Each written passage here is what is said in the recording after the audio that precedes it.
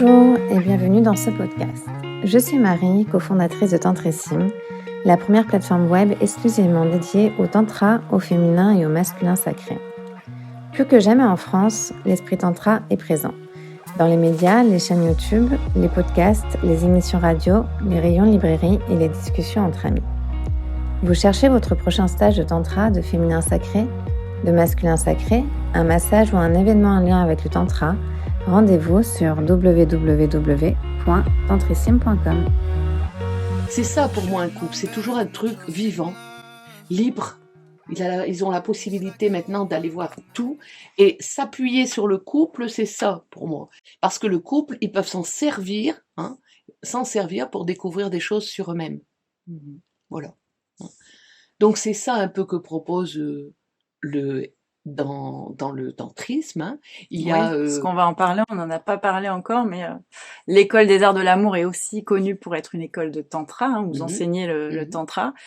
Et vous vous servez justement de cet outil tantra, si on peut l'appeler comme ça, pour aider les couples justement à cheminer comme ça vers un quotidien harmonieux, une relation épanouie.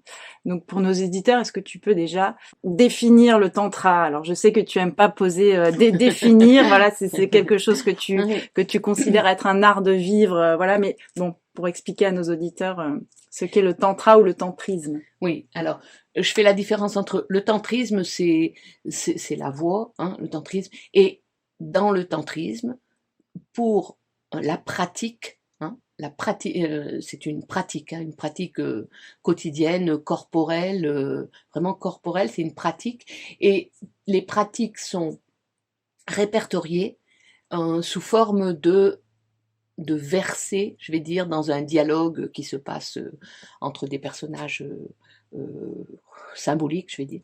Et donc ces versets en question, dans le Vijnana Bhairava Tantra, chaque verset propose une méditation à expérimenter, donc enfin tout au moins expérimenter quelque chose qui ensuite va ouvrir à la méditation. Et dans ces versets en eux-mêmes, chaque verset, ça s'appelle un tantra. Voilà. Donc le mot tantra maintenant est employé pour désigner directement cette voie, mais c'est un tantra, c'est un verset écrit du tantrisme, quoi. Voilà. Donc c'est pour ça que moi je dis plutôt tantrisme, quoi. Voilà. Et donc le tantrisme, c'est l'expérience, expérimenter, tout ce qui peut être du domaine de la connexion par le corps, par les perceptions, de la connexion à l'environnement. Voilà, on expérimente ça. Et cette expérimentation, elle peut toujours continuer. Il y a toujours, on a expérimenté quelque chose et du coup, il y a des ressentis. Après, on expérimente autre chose, il y a d'autres ressentis. Et on s'ouvre pour finir à passer dans un monde différent. Un monde vraiment différent de ce qui nous est proposé socialement, parce que ce qui nous est proposé au départ ce qui nous est proposé au départ de notre vie, toujours, les apprentissages qui nous sont proposés, ils nous sont proposés pour qu'on puisse rentrer dans une société. Et c'est pas négatif, on ne peut pas non plus mettre complètement au rebut ça. Ça nous est proposé pour qu'on puisse survivre.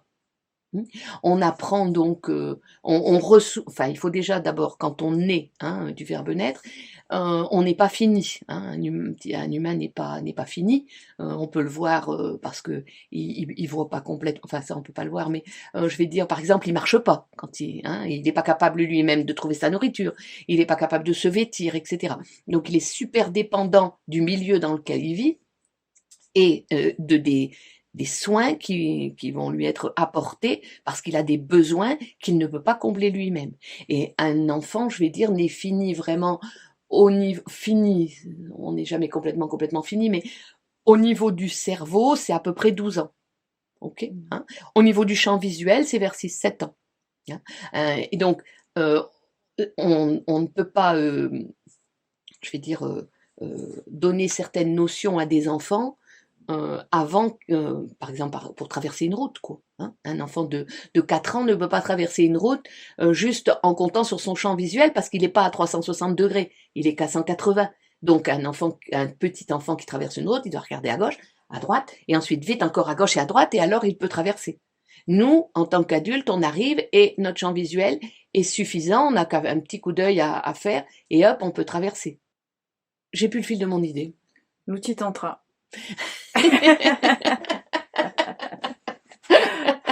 Oui, donc quand on est donc petit, hein, on nous apprend à évoluer en société pour ne pas être tué. On nous apprend en gros, hein, les choses, mettre en place comment survivre dans la société et comment survivre même au niveau du relationnel.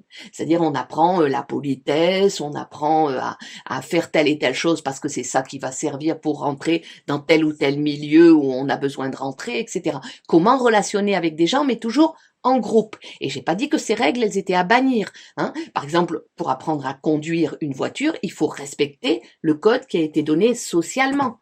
Autrement, on a un accident à chaque coin de rue, quoi, voilà. Donc ça, c'est donné socialement. Ce qu'il manque dans notre société, c'est un apprentissage à une autre vie que celle de social, c'est-à-dire à notre propre potentiel, d'accord?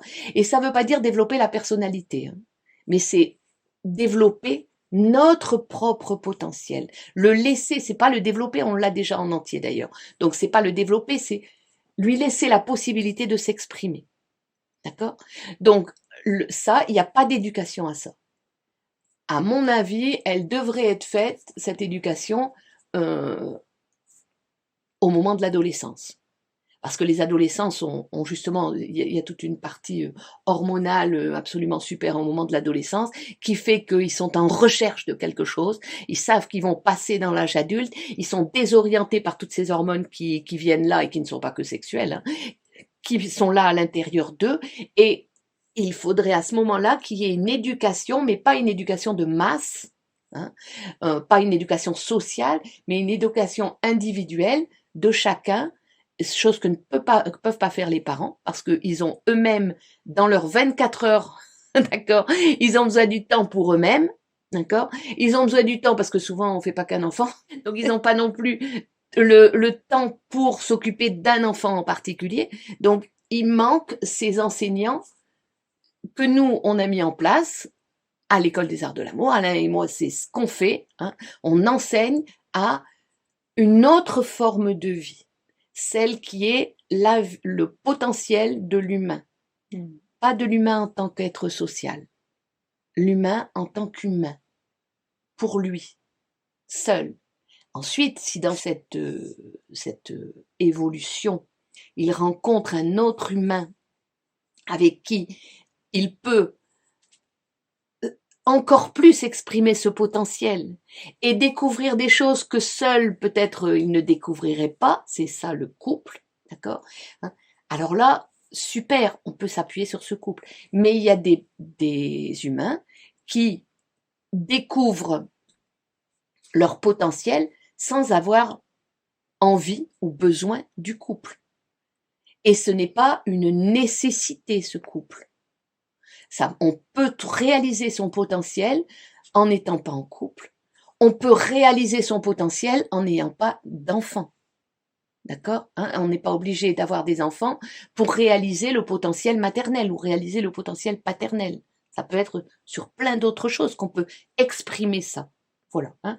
Donc, comme on nous propose le modèle couple, ok, hein, voilà. Et il y a plein de côtés super bien là-dedans. Hein. À partir du moment où on s'est posé tous les deux, ben voilà, ça, moi j'ai besoin de ça, j'ai besoin de cet espace, j'ai besoin de ce temps pour moi. Et qu'est-ce qu'on va, et l'autre pareil, voilà, j'ai besoin de ça, de cet espace. Qu'est-ce qu'on va mettre en commun? Qu'est-ce qui pourrait être bien, qui va être un plus? Pour moi, hein, je le dis dans mon bouquin, mais le couple, c'est la cerise sur le gâteau. Et le gâteau, c'est chacun de nous, d'accord, hein? Mais la cerise sur le gâteau, c'est le couple. Mais on peut ne pas aimer cette cerise et de pas mettre de cerise sur le gâteau. Et c'est très bien aussi. Mais ça peut être cette cerise. Et on peut beaucoup s'appuyer sur le couple parce qu'il y a beaucoup de choses aussi dans l'échange avec un autre humain qui peut être découvert sur nous. Mhm. Oui, c'est là où je voulais en venir. Je voulais te demander, Sylvie, si effectivement le couple pouvait être comme ça un terrain fertile à cette réalisation du plein potentiel humain. Est-ce que le partenaire finalement est enfin, peut-être pas un pilier, mais en tout cas une base, une structure sur laquelle on peut s'appuyer pour peut-être se réaliser, accomplir son plein potentiel plus rapidement, ou est-ce que c'est un Alors, travail qu'il vaut mieux faire seul finalement, ou est-ce que du coup le couple peut être comme ça quand on un a bien endroit défini fertile? à deux ce qu'on attend du couple, c'est très amusant et très léger de le faire à deux. Mais encore une fois, ça ne dépend que de la personne elle-même qui décide ça. Et de l'autre, bien sûr, en face. Hein. Parce que, euh, euh, moi, je vais vous dire, je vais prendre mon exemple. Pour voyager, ok? Je préfère voyager à deux. Voilà, je préfère. Je suis bien quand au moment où j'ai découvert quelque chose, on peut en parler ensemble, on peut voilà. Je suis bien avec ça. Donc, je peux voyager avec une copine ou une véritable amie, enfin voilà, avec qui je peux partager, ou un copain, hein, avec qui je pourrais partager. Voilà. Bon. Donc, c'est pas le couple qui est forcément nécessaire à ce besoin de partage. Et il y en a d'autres, par exemple, qui préfèrent totalement voyager tout seul, quoi. Et voyager, ça, on peut le prendre au sens de métaphore. Hein. Voyager, ça peut être découvrir des choses seul. Voilà. Bon. Mais il y a une bonne partie des humains qui ont en eux le besoin de partager et cette envie de partager avec l'autre. Donc, cela, ben oui, si on peut former un couple, super. Mais très très souvent, le couple, parce on ne parle pas assez ensemble au début du couple, et quand, en gros, moi, toujours pareil, je le dis dans mon bouquin, c'est la chanson de Renaud, là, s'asseoir 5 minutes sur un banc avec toi, d'accord? C'est vraiment ça, quoi. Et discuter de ce qu'on veut faire, mais de dire son émotionnel, quoi, voilà, de ce qu'on veut, de ce qu'on attend de ce couple. Ok, hein. Et si c'est j'attends que je me sens pas femme et j'attends que tu me reconnaisses en tant que femme, eh ben c'est une demande, voilà, c'est tout, c'est comme ça. Et ça peut être bien et ça peut évoluer aussi, ok. Mais il faut être clair avec ce qu'on demande, clair. Et si c'est ben voilà, moi je me connais bien et ce dont j'aurais besoin, c'est d'un partenaire avec qui je peux échanger. Ok, d'accord. Et après rentre le truc, cet aspect de la sexualité que la sexualité dans notre société et elle n'est, c'est pas permis, c'est pas ça que je veux dire, mais elle est valorisée quand elle est en couple, ok. Et particulièrement pour les femmes. Encore une fois, je fais une généralité. Hein. Celles qui ne s'y retrouvent pas, c'est normal. Une généralité, il y a toujours des exceptions, et c'est pas ces exceptions qui sont, elles ne sont pas condamnables. Ces exceptions, heureusement qu'elles existent. Voilà. Hein. Donc la généralité, c'est que les et beaucoup de femmes, de par notre éducation, de par notre structure aussi, ont besoin de sécurité. D'accord, hein. Et donc du coup, le fait, mais beaucoup d'hommes aussi, hein, mais pour une autre raison. Mais si on prend l'aspect physique des choses, la femme, elle porte l'enfant, hein, et du coup, il est normal qu'elle ait besoin d'avoir quelqu'un pour l'aider à assumer tout ça, cet enfant, l'éducation de cet enfant, etc. Donc, dans une pulsion, je vais dire, humaine, elle a plus besoin d'être sûre que quelqu'un va l'aider, parce que toute seule, c'est difficile. Voilà. Hein. L'homme, par contre, lui, a aussi besoin de sécurité, mais c'est une autre sécurité. Il a besoin d'être sûr de pouvoir faire du sexe quand il en a envie. Et du coup, d'être en couple lui évite d'être en chasse de sexe en permanence. D'accord? Donc beaucoup d'hommes choisissent d'être en couple pour ça aussi. Hein, voilà. Il faut savoir tout ça aussi. Hein.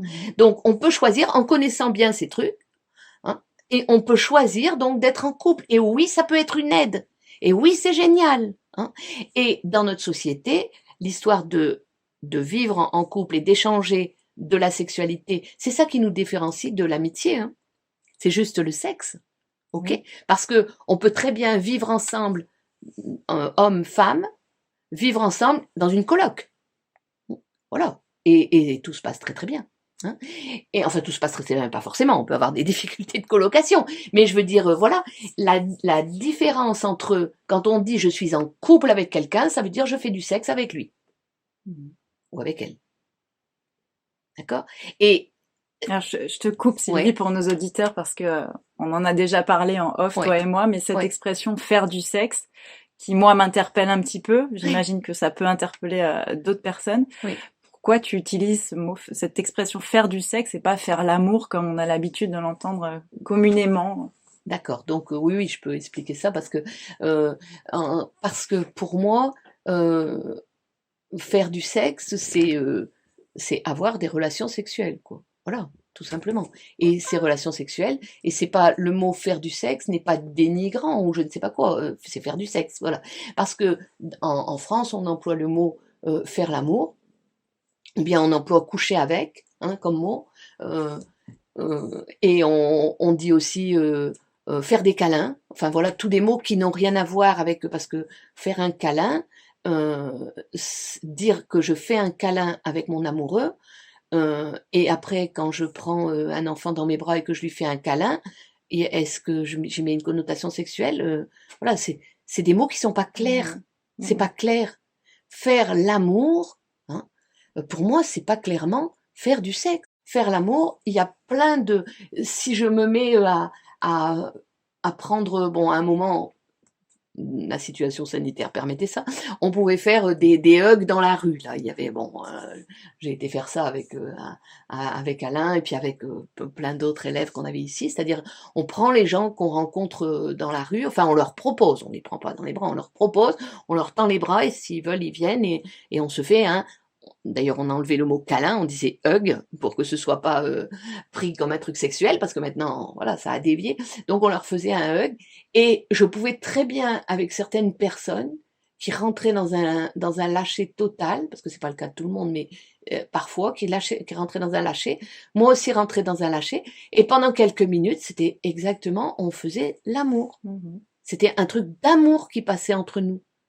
Mais on faisait pas de sexe. On n'était pas excités sexuellement, d'accord?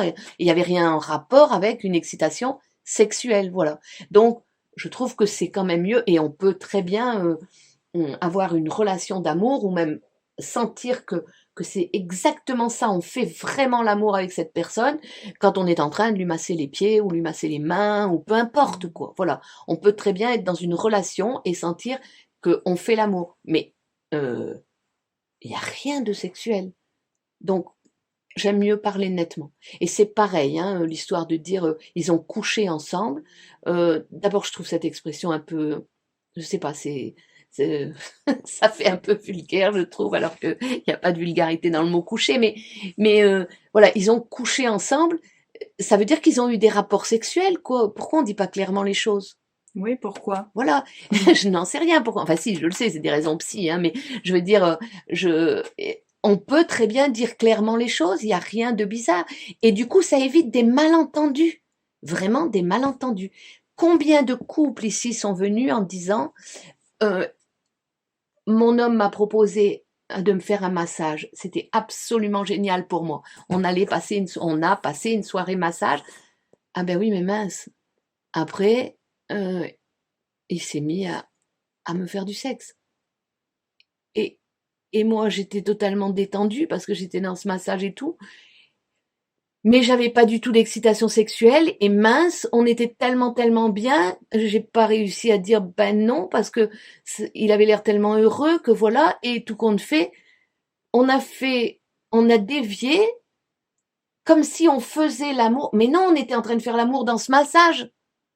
Et tout à coup, et j'ai pas identifié et j'ai pas dit et tout à coup je me retrouve le matin et j'ai un sentiment de bon peut-être pas complètement d'un viol quoi mais limite quoi hein, voilà et du coup bah il y a un truc qui fait que ça fait une griffe à l'intérieur de notre cœur et que on n'ose pas le dire à l'autre parce que lui il a été tellement bien mais en réalité bah on a eu nous à un moment en tant que femme là j'explique un truc de femme qui aurait subi ça on a été prise comme Ben mince alors, tu m'as roulé parce que tu m'as dit que tu faisais un massage et c'était pour faire du sexe.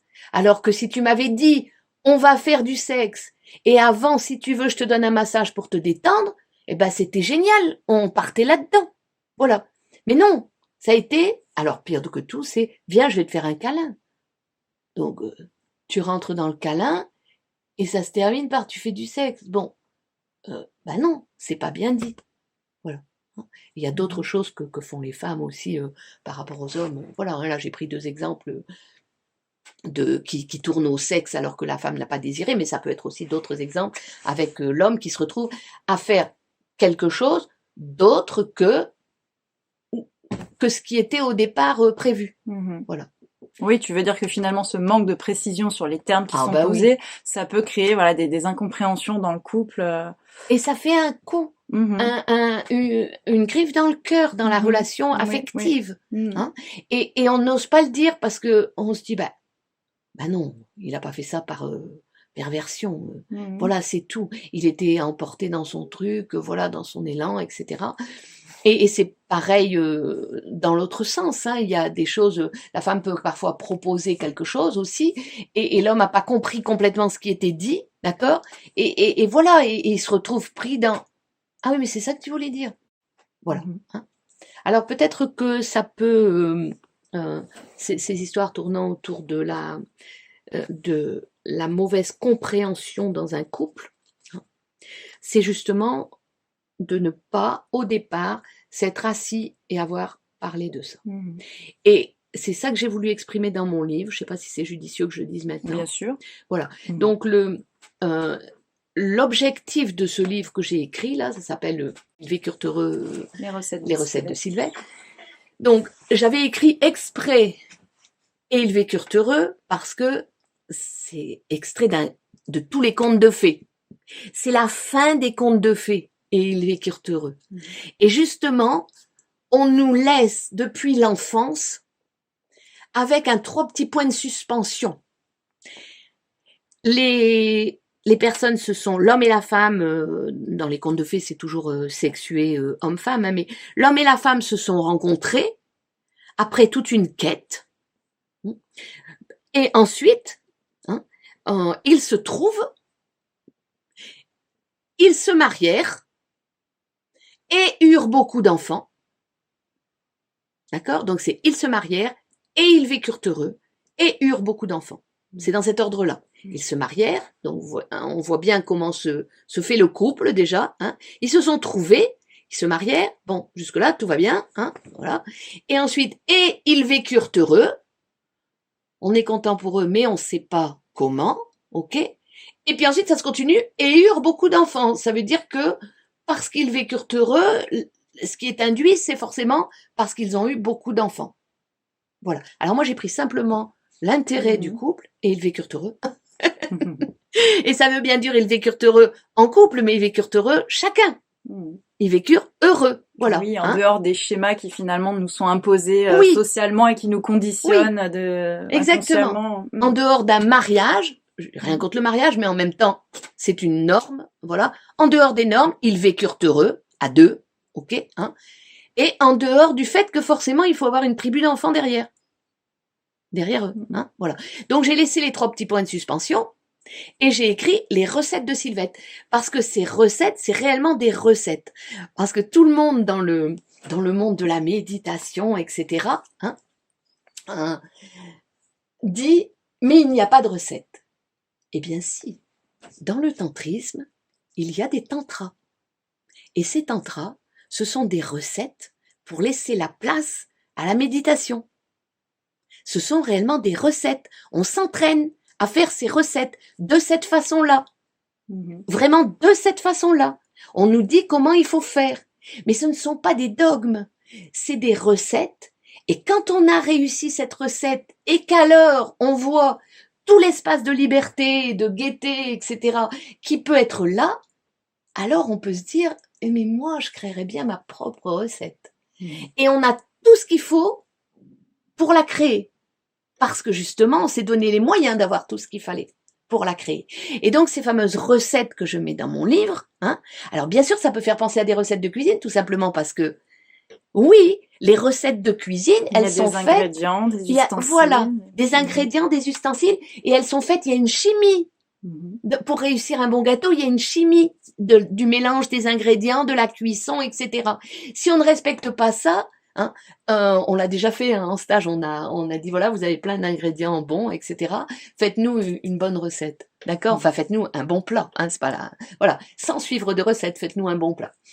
Eh ben, il y a certains mélanges de saveurs, c'est pipeau, ça ne donne rien, et ça donne même carrément pas bien, hein, un peu comme quand on mélange des couleurs, et qu'on en mélange tellement qu'on arrive à une couleur qui fait cacaboudin, comme diraient les enfants, hein, d'accord? Eh ben, c'est pareil, d'accord? Donc, tant qu'on ne connaît pas exactement comment on fonctionne, et quels sont nos ingrédients, et la façon dont on peut les mélanger, hein, et quels ustensiles on a, et comment on peut les mélanger pour que ça fasse une bonne recette, et que nous, on puisse être dans le bien-être, nous, ça veut dire l'un ou l'autre du couple, ou les deux en même temps, on ne peut pas fonctionner.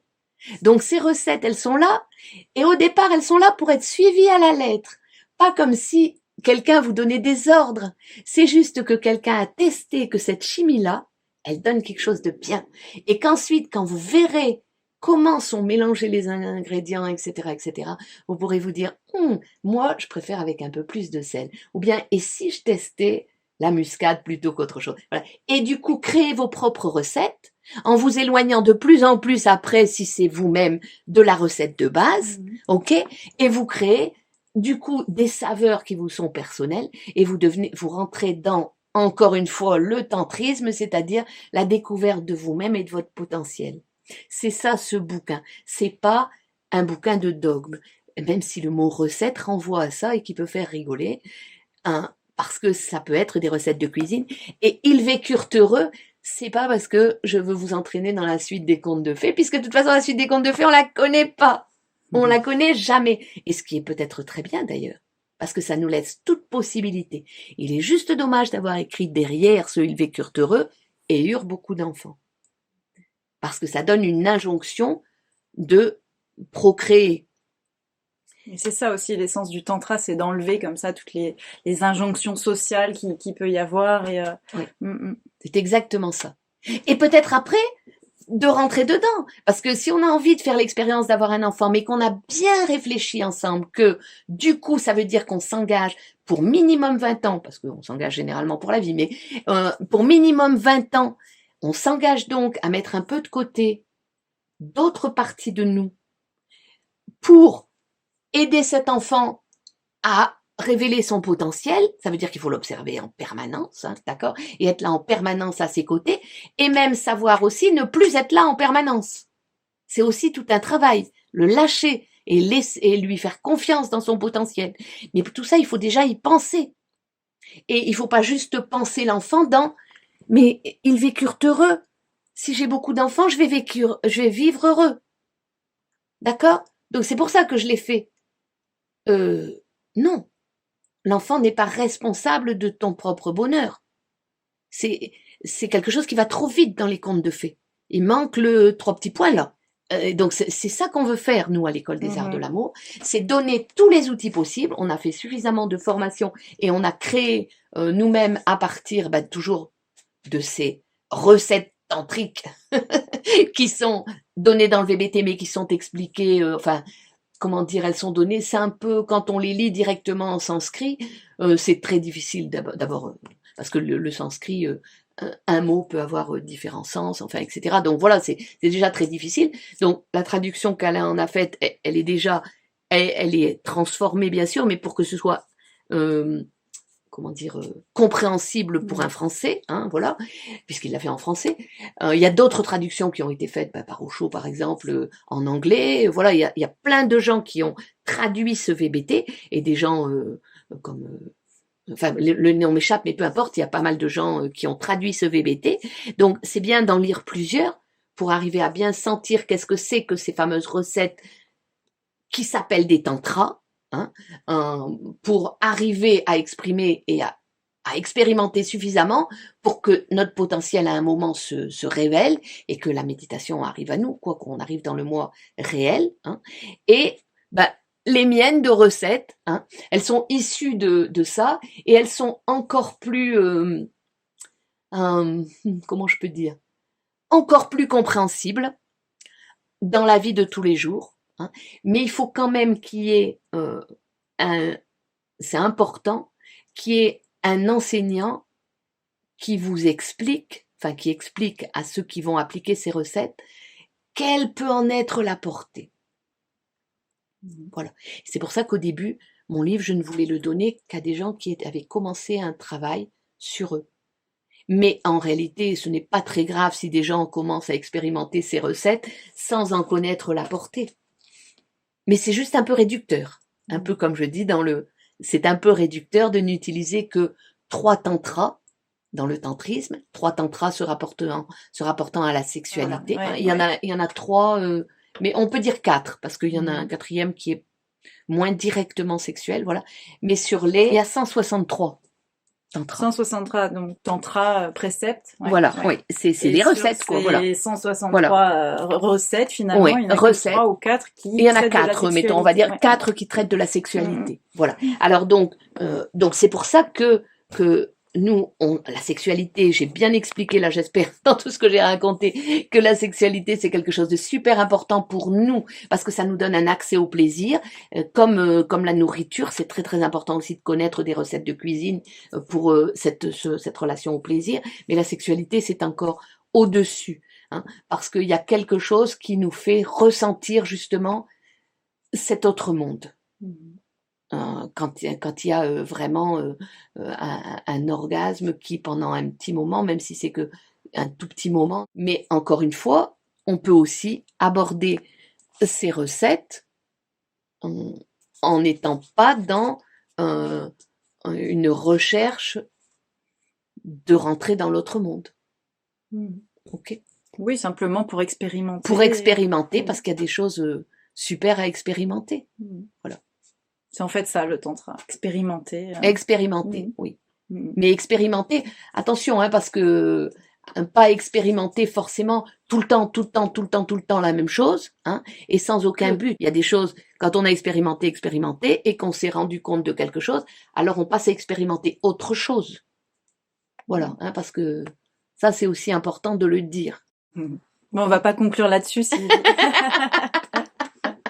Non, on va conclure sur le fait, on peut conclure par rapport aux recettes peut-être. Voilà, recettes, qu'est-ce que aujourd'hui, pour les couples éventuellement qui nous écoutent de manière très pragmatique comme ça, quel est le petit conseil, la petite astuce que tu pourrais comme ça glisser Alors, l'astuce, je vais dire, la chose que tout le monde possède, c'est un agenda. Alors on le possède avec son téléphone hein, maintenant, pas en papier, et c'est la chose, l'ustensile le plus important pour toute recette. Parce que la toute première chose, hein, c'est de prendre rendez-vous avec la personne avec qui tu veux relationner. Donc là, si on parle d'un couple amoureux, c'est de prendre rendez-vous.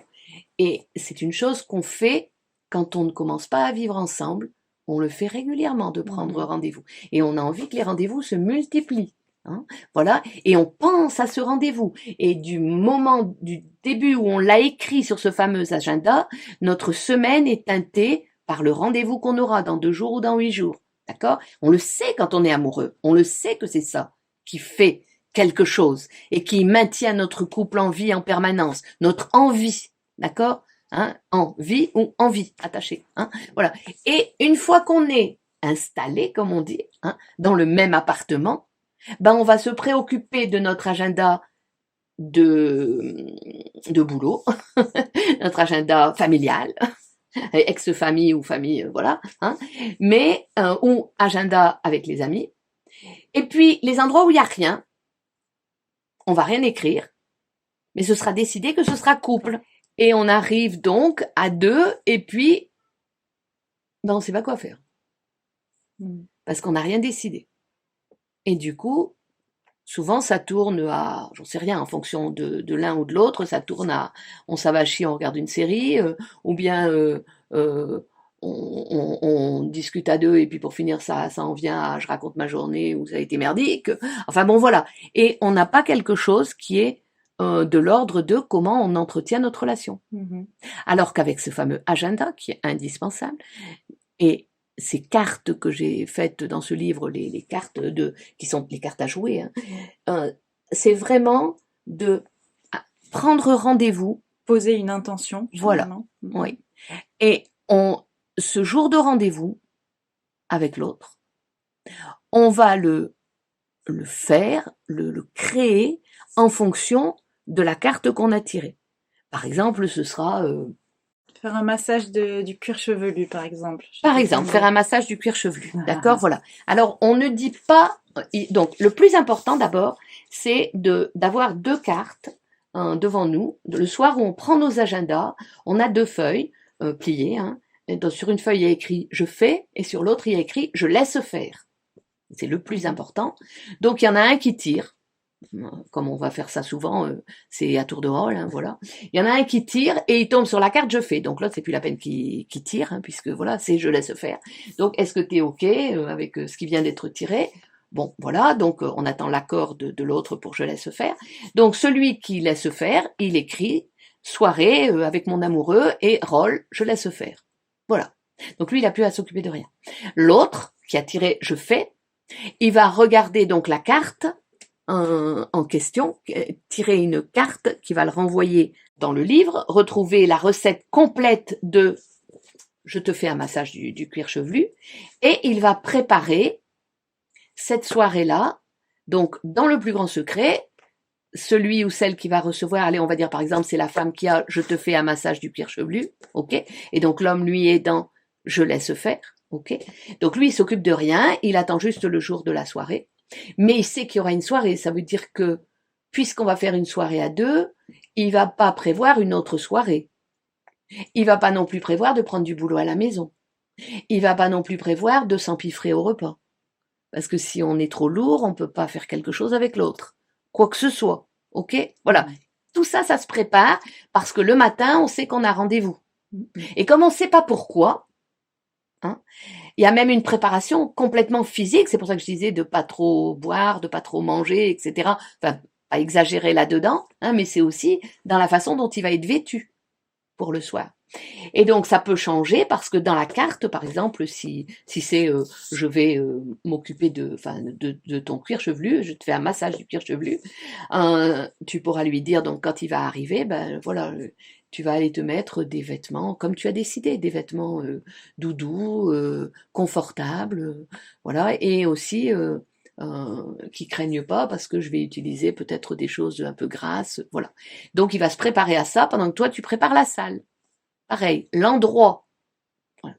Donc tu as eu toute ta semaine, mettons, ou 4 jours ou 3 jours, peu importe, pour préparer tout le matériel et tout est écrit dans cette recette de façon à ce que ça te soit simplifié, que tu sois pas perdu et que le jour où tu fasses ça, tout est bien prévu. Donc là, par exemple, pour le cuir chevelu, bah, tu auras préparé des huiles spéciales, tu auras préparé peut-être, tu auras révisé comment on masse le cuir chevelu, tu auras peut-être été, si t'es perfectionniste, tu auras été lire sur, peut-être il y a certains points d'acupuncture sur le crâne, c'est mieux d'aller là, voilà. Comment se fait un massage si tu englobes aussi le visage, qu'est-ce qu'il ne faut surtout pas faire, enfin voilà. Tu as fait toutes tes petites recherches pour faire ton truc à la perfection. Hein, voilà. Et après, peut-être que bah, si tu as vraiment graissé, forcément, dans le massage du cuir chevelu, souvent on graisse les cheveux, peut-être qu'après, tu vas lui proposer un shampoing. Donc voilà, tu as tout prévu. Hein. Et quand arrive la soirée, donc, hein, après, tu choisis toi comment tu vas la faire. C'est-à-dire que tu as fait ton décor, tu peux lui bander les yeux, tu peux faire, voilà. Mais l'important au départ, c'est d'avoir pris une date sur l'agenda, qui soit OK pour faire et qui a toute sa semaine pour préparer son je fais, hein, et qui va prendre plein de temps pour penser à l'autre et à lui-même quand il va le faire, quelle position je vais prendre pour pas me faire mal au dos, hein, voilà, etc. Et on est bien clair qu'au moment où tu vas énoncer, énoncer où tu vas commencer, c'est ça que tu fais. Et c'est pas autre chose. C'est-à-dire qu'après, même si vous êtes bien tous les deux, vous n'allez pas commencer, par exemple, à faire du sexe. C'est pas le moment. L'autre, il vient de recevoir un massage. Intrinsèquement, il a reçu tout ce qu'il fallait. D'accord. OK? Et ensuite, vous allez plier votre endroit à 2, enfin, ça veut dire ranger l'endroit où vous étiez et décider de la suite de votre soirée. Et cette soirée, ça pourrait être, si vous le décidez, d'aller faire du sexe, c'est pas pas non plus interdit, hein, mais ça peut être aussi, si maintenant on se prenait un bon vin, ou voilà, peu importe, on va décider ensemble, ou si on regardait une série de télé, ou voilà, mais peu importe, mais la soirée qui a été faite, elle est faite autour de, voilà, je te fais un soin du cuir chevelu, et quand c'est fini, on passe à autre chose. Et on passe à autre chose, ça peut être, écoute, maintenant j'ai besoin d'un moment tout seul, et puis on va chacun dans sa pièce, et voilà, et puis on se retrouve pour dormir, ou, voilà. Encore une fois, en parlant, et en ayant pris une date. Et au moins c'est clair, il n'y a pas d'anxiété, et ce qu'on a fait, c'était le maximum de ce qui était possible de faire dans le cœur pour l'autre. Et quand il l'a reçu, il le reçoit sans attendre puisqu'il sait que c'est vraiment quelque chose que tu as préparé pour lui et qui était vraiment dans le cœur. Et ça n'a pas besoin de se finir par autre chose. Ok ? Voilà, est-ce que tu penses que Merci Sylvie. c'est clair ? Je pense qu'on pourrait encore continuer à en parler des heures, mais là, ce podcast doit se terminer. Bien sûr. J'étais avec toi et Alain en immersion pendant 3 jours à l'école des arts de l'amour. On est notamment accompagnés de vos animaux, les chats, les pans dehors. Donc sur le podcast, on va certainement l'entendre. Peut-être que nos auditeurs se sont demandé ce qui se passait. Voilà, donc nous sommes à l'école des arts de l'amour. Et Sylvie, on te retrouve certainement bientôt parce qu'on n'en a pas parlé ici, mais tu es experte en sexologie féminine, hein, tu as pas mal écrit sur le sujet et tu as fait des recherches, donc ça fera l'objet d'un prochain podcast. Voilà. À bientôt Sylvie. Je remercie aussi l'équipe de Tantrissime et toi en particulier là qui est en train de m'interviewer. C'était des bons moments passés ensemble et des bons moments aussi pour moi pour peut-être voir un peu de loin tout ce qu'on propose, prendre du recul par rapport à ça et pouvoir l'exprimer en mots. Hein, je l'ai exprimé déjà en écrit, mais l'exprimer en mots comme ça, tout en condensé, c'était un agréable moment. Une expérience. Oui, merci bien. Vous venez d'écouter Tantrissime, le premier podcast réservé aux amateurs de tantra, de féminin sacré et de masculin sacré. À bientôt sur la chaîne Tantrissime pour de nouveaux épisodes conscients, vivants et vibrants.